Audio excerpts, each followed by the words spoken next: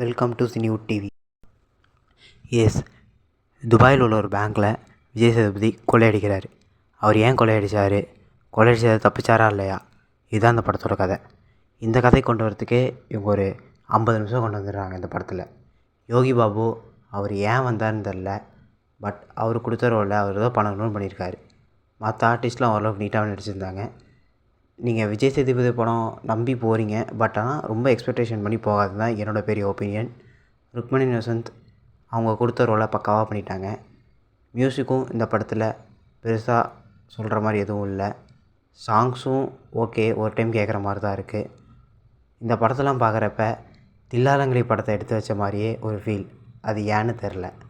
நிறைய சீன்ஸ் இப்படி தான் நடக்க போகுது நம்மளால் கெஸ் பண்ண முடியுது. அது இந்த படத்தோட மிகப்பெரிய மைனஸ். ஃபஸ்ட் ஹாஃபும் மொக்க, செகண்ட் ஹாஃப் ஒரு ஆவரேஜான படம் தான் இந்த ஏஸ். ட்ரை பண்ணி பாருங்கள். தேங்க்யூ.